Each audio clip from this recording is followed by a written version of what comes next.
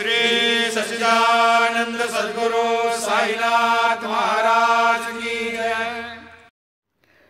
சாய் பக்தர்கள் அனைவருக்கும் அன்பான வணக்கங்கள். ஸ்ரீ ஷீரடி சாயி சகஸ்ரநாமாவளியின் விரிவுரை கேட்டுக்கொண்டிருக்கிறோம். அதில் தொடர்ந்து 736வது நாமம் மார்கஸ்த தேவ சத்காரக காரிய இதி அனுசாஸ்திரே நமக. வழியில் அமைந்துள்ள தெய்வங்களையும் போற்றித் தொழ வேண்டும் என்பதை கண்டனம் செய்து அறிவுறுத்தியவருக்கு நமஸ்காரம். நானா சந்தோர்கர் ஒருமுறை தம் சகலபாடி பினிவாலேயுடன் ஷீரடிக்கு விஜயம் செய்தபோது வரும் வழியில் கோதாவரி கரையில் இருந்த கோஃபர்காவ் தத்தாத்ரேயர் கோவிலுக்கு போய் தரிசனம் செய்வதை தவிர்த்துவிட்டு நேராக ஷீரடிக்கு வந்துவிட்டார். காரணம் என்னவென்றால், அக்கோயிலின் பூஜகருக்கு கொடுப்பதாக ஏற்கனவே வாக்களித்திருந்த நன்கொடை தொகை அப்போது கைவசமில்லை. பூஜகரை சந்திப்பதில் ஏற்படக்கூடிய தர்ம சங்கடத்தை தவிர்ப்பதற்காக கோயிலுக்கே போகாமல் நேரடியாக ஷீரடிக்கு வந்துவிட்டார். பாபா அதனை தன் அந்தர்ஞானத்தால் தெரிந்து கொண்டு சந்தோர்கரை கடுமையாக கண்டித்தார். நடந்த அபச்சாரத்திற்கு மன்னிப்பு கேட்டு இனிமேல் இம்மாதிரி தவறுகள் செய்ய மாட்டேன் என்று உறுதியும் அளித்த பிறகுதான் நானாவிடம் சுமூகமாக பேசினார் பாபா. முழு விபரமும் அறிய ஸ்ரீமத் சாயி ராமாயணம் 38வது அத்தியாயத்தை படியுங்கள். இந்த நிகழ்ச்சி பூஜ்ய ஸ்ரீ நரசிம்ம சுவாமிஜி அருளியிருக்கும் லைஃப் ஆஃப் சாய்பாபா எனும் நூலில் விவரிக்கப்பட்டிருக்கிறது. தத்தர் கோவிலுக்கு ரூ. 300 நன்கொடை அளிப்பதாக வாக்களித்த விவரம் அந்நூலில் உள்ளது.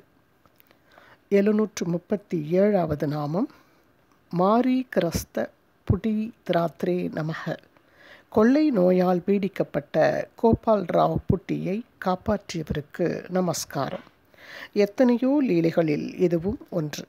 வாந்தி பேதியால் பீடிக்கப்பட்ட கோபால் ராவ் புட்டிக்கு பாதாம், பிஸ்தா, அக்ரூட் பருப்புகளை அரைத்து கஞ்சி போட்டு கொடுக்க சொல்லி காலரா கொள்ளை நோயை விரட்டினார் பாபா. முழு விபரமும் அறிய ஸ்ரீமத் சாயி ராமாயணம் 13வது அத்தியாயத்தை படியுங்கள். இது மட்டுமல்லாமல் பிணி தீர்த்த பெம்மானின் லீலைகள் பலவும் அதில் உண்டு. நம்பிக்கையுடன் மனமொன்றி நித்திய பாராயணம் செய்பவர்களின் பிணிகள் விலகும். 738வது நாமம் மார்ஜால உச்சிஷ்ட போஜனாய நமக. பூனைகள் தின்று மீந்ததை உண்டவருக்கு நமஸ்காரம். இம்மாதிரியாக பிச்சை எடுத்து சேகரிக்கப்பட்ட உணவு மசூதியில் இருந்த ஒரு வாயகன்ற பாத்திரத்தில் கொட்டப்படும். இதிலிருந்து காகங்களும் நாய்களும் சுதந்திரமாக உண்டன. மசூதியையும் வெளிமுற்றத்தையும் பெருக்கும் பெண்மணி 10-12 சோள ரொட்டிகளை எடுத்துக்கொண்டு போவார். அவர் அவ்வாறு எடுத்துக்கொண்டு போனதை எவரும் தடை செய்யவில்லை. பூனைகளையும் நாய்களையும் கூட கனவிலும் விரட்டாத மனிதர் எப்படி ஏழை எளியவர்களை விரட்டுவார்? அவருடைய வாழ்வு புனிதமானது. ஸ்ரீமத் சாயி ராமாயணம் அத்தியாயம் 8 ஸ்லோகங்கள் 100, 101 மற்றும் 102. 739வது நாமம் மிரீஹரம் சர்ப கண்டாத் தைவாஜ்ஞயா ஆப்தாத் விமோசயதே நமக. மிரீஹருக்கு தெய்வ ஆணையால் வளையவிருந்த பாம்புக்கடி கண்டத்தை நீக்கியவருக்கு நமஸ்காரம். கோஃபர்காவில் டெப்டி தாசில்தாராக உத்தியோகம் செய்த பாலா சாஹிப் மிரீஹர் ஒரு சாயி பக்தர். சிதலி என்னும் ஊரில் இருந்த ஹனுமார் கோவிலில் உத்தியோக நிமித்தமாக ஓரிரவு தங்க வேண்டிய நிர்பந்தம் அவருக்கு ஏற்பட்டது. நண்பர்களின் வருகையை எதிர்பார்த்து கொண்டு லாந்தர் வெளிச்சத்தில் செய்தித்தாள் படித்து கொண்டு உட்கார்ந்திருந்தார். மேல் துணி இடுப்பின் மேல் இருந்தது. திடீரென்று பார்த்தால் அந்த துணியின் மேல் ஒரு பாம்பு உட்கார்ந்து கொண்டிருந்தது. பாம்பை பார்த்த மீரிகர் அப்படியே உறைந்து போனார். உடனிருந்த ஷாமாவும் பியோனும் மற்றவர்களும் பாம்பை அடிக்க கோல்களையும் தடிகளையும் கொண்டு வந்தனர். பாம்பு மெதுவாக இடுப்பை விட்டு கீழே இறங்கியவுடன் அடித்து கொன்றுவிட்டனர். அதிசயம் என்னவெனில், அந்த கண்டம் பற்றி ஷீரடியிலிருந்து சிதலிக்கு கிளம்பிய போதே மிரிஹரை சூசகமாக எச்சரித்தது மட்டுமல்லாமல் துணையாக இருக்கட்டும் என்று ஷாமாவையும் வலுக்கட்டாயமாக மிரிஹருடன் பாபா அனுப்பி வைத்ததுதான்.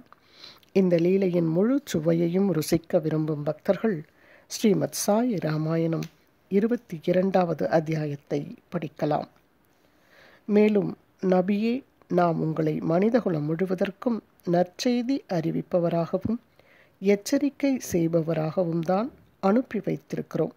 ஆயினும் மக்களில் பெரும்பாலோர் அதை அறிவதில்லை. திருக்குர்ஆன் அத்தியாயம் 34 திருவசனம் 28. 740வது நாமம். மிதவாசே நமக. அளவாக பேசியவருக்கு நமஸ்காரம். ஆன்மீக முன்னேற்றம் வேண்டுபவர்கள் பேச்சை குறைக்க வேண்டும். மௌன விரதம் இருக்கவும் பழகிக்கொள்ள வேண்டும். நம்மிடையே நடமாடும் தெய்வமாக விளங்கிய காஞ்சி பெரியவர் அடிக்கடி மௌன விரதத்தில் மூழ்கிவிடுவார். மௌனமின்றி தவம் ஏது? மூலா நட்சத்திர தினத்தன்று காஷ்ட மௌன விரதம் இருப்பார். காஷ்டம் எனும் வடமொழி சொல்லுக்கு உலர்ந்த கட்டை என்பது பொருள். காஷ்ட மௌன விரதத்தன்று பேச்சு மாத்திரமின்றி எல்லா புலன்களுமே அடங்கிவிடும். அந்நாளில் தரிசனத்திற்கு போனால் பெரியவாளை ஒரு கற்சிலையை தரிசிப்பது போல்தான் தரிசிக்க முடியும். கண் திறந்திருக்கும், ஆனால் பார்வை நம்மேல் விழாது. மூலா நட்சத்திரம் வாக்கு தேவியான சரஸ்வதியின் நட்சத்திரம்.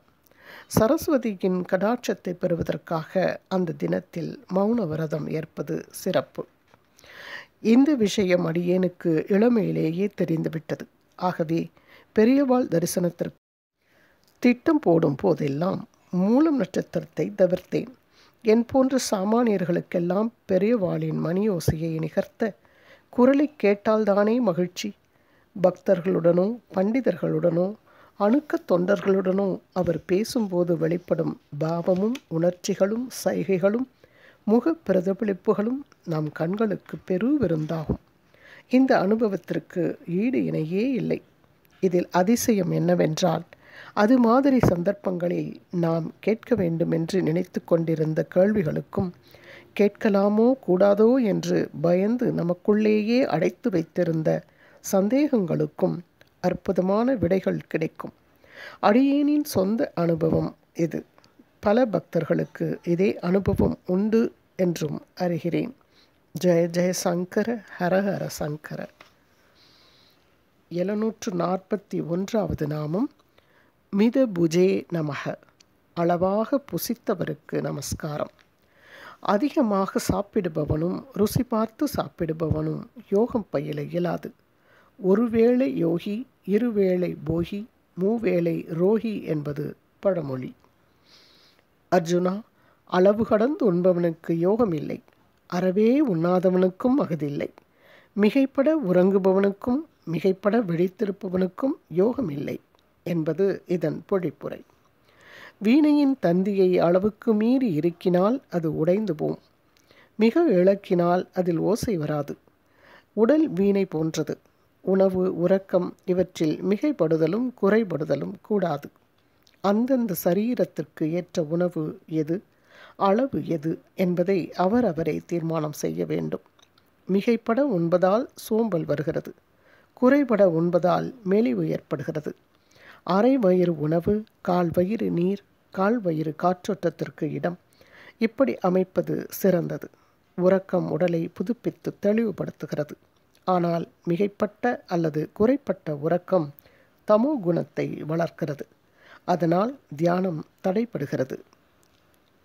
ஸ்ரீமத் பகவத்கீதை அத்தியாயம் 6 ஸ்லோகம் 16. பூஜ்ய ஸ்ரீ சுவாமி சித் பவானந்தர். 742வது நாமம். மித்ரே சத்ரௌ சதா சமாய நமக. நண்பனையும் விரோதியையும் எப்பொழுதும் சமமாக மதித்தவருக்கு நமஸ்காரம். பாபாவுக்கு நண்பன் ஏது, விரோதி ஏது? இந்த நாமத்தை சொல்லி சொல்லி நம் சிந்தனையை தெளிவாக்கி கொண்டு பரிணாம வளர்ச்சி காண்பதுதான் சிறப்பு.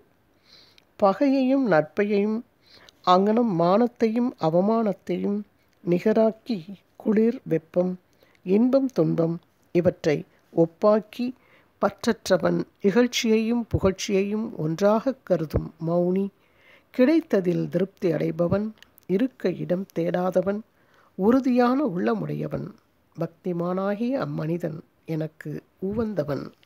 ஸ்ரீமத் பகவத்கீதை அத்தியாயம் 12 ஸ்லோகங்கள் 18 மற்றும் 19. பூஜ்ய ஸ்ரீ சுவாமி சித் பவானந்தரின் தெளிவுரை. 743வது நாமம். மீனாதாயி பிரசூதி அர்த்தம் பிரேஷிதாய ரதம் தததே நமக. மீனா தாயியின் பிரசவத்திற்காக திருநீறு கொடுத்து அனுப்பப்பட்டவருக்கு, குதிரை வண்டி ஏற்பாடு செய்தவருக்கு நமஸ்காரம். நானா சந்தோர்கர் பாபாவின் சிறந்த பக்தர்களுள் ஒருவர். அவர் ஜாம்னேர் என்ற ஊரில் தாசில்தாராக உத்தியோகம் பார்த்து கொண்டிருந்த போது அவருக்கு மகள் பிரசவத்திற்காக தாய் வீட்டிற்கு வந்து தங்கியிருந்தாள். பிரசவ காலம் வந்தபோது மிகவும் துன்பப்பட்டாள். 2-3 நாள்களாக பிரசவ வேதனை. ஆயினும் பிரசவம் ஆகவில்லை. நானா பலவிதமான பரிகாரங்களை செய்து பார்த்தார். பலனேதும் இல்லை. கடைசியாக பாபாவை தியானித்து அருள் வேண்டினார்.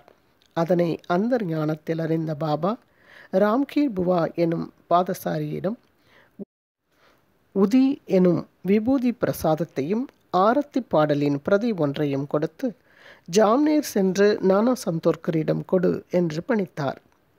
ஜல்காங் ரயில் நிலையத்திலிருந்து ஜாம்னேருக்கு சீக்கிரம் போய் சேர்வதற்காக அவருக்கு தெரியாதவாறு ஒரு குதிரை வண்டியை அனுப்பினார் பாபா.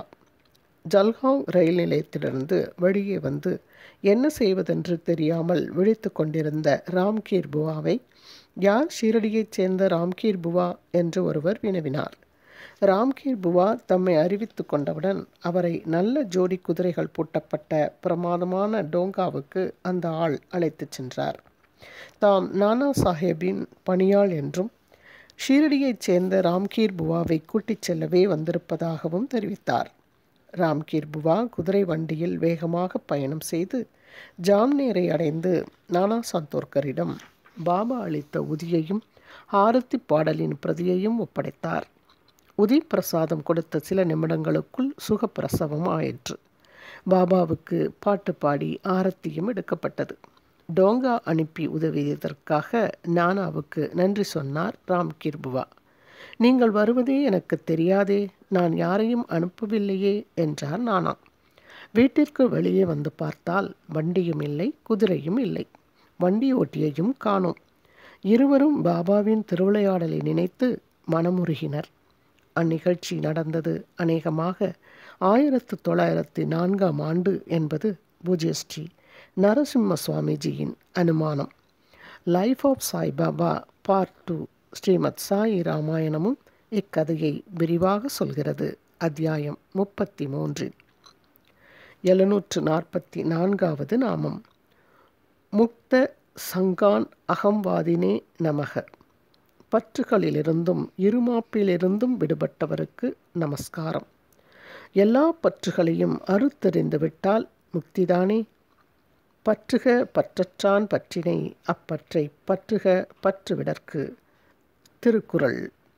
பற்றில்லாதவனாகிய கடவுளுடைய பற்றை மட்டும் பற்றி கொள்ள வேண்டும். உள்ள பற்றுகளை விட்டொழிப்பதற்கே அப்பற்றை பற்ற வேண்டும் என்கிறார் டாக்டர் மு. வரதராசனார் அவர்கள். 745வது நாமம். முக்த சம்ஸ்ருதி பந்தனாய நமக. பந்தங்களிலிருந்து முழுமையாக வெளியேறிவிட்டவருக்கு நமஸ்காரம். இதன் தொடர்ச்சியை அடுத்த ஆடியோவில் பதிவிடுகிறேன். தொடர்ந்து கேளுங்கள் நண்பர்களே. குரு வாழ்க, குருவே துணை. ஓம் சாய்ராம். श्री सच्चिदानंद सद्गुरु साईनाथ महाराज